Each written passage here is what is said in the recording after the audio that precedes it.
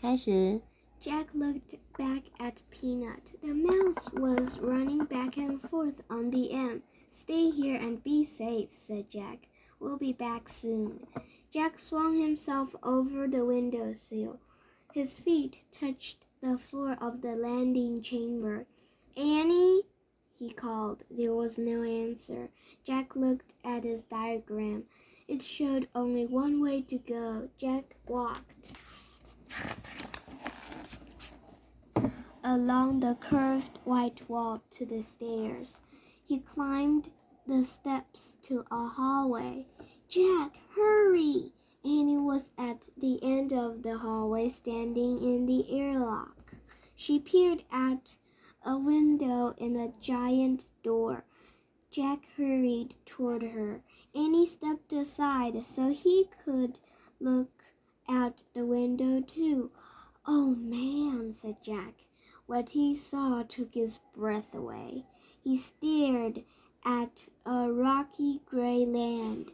The land was filled with giant craters and tall mountains. The sun was shining, but the sky was ink black.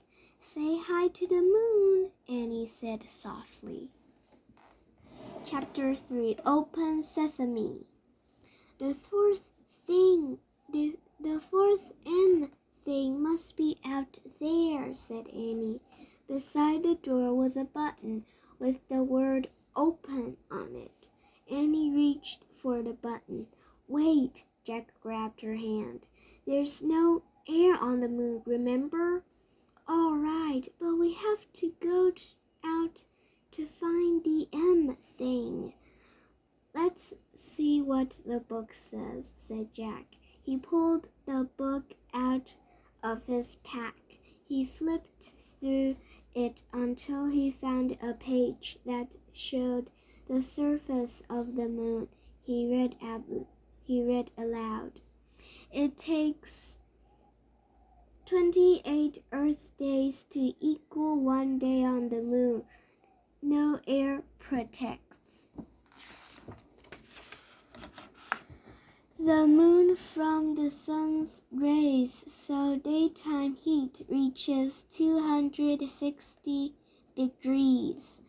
Jack looked at Annie. I told you our blood would boil if we went out there, he said.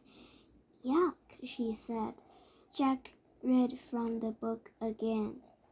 Moon scientists wear spacesuits which have controls to keep them from getting too hot or too cold. They have tanks which provide air for 2 hours. Where do we get spacesuits? Asked Annie. She looked around, then trotted back down the hall. Maybe there?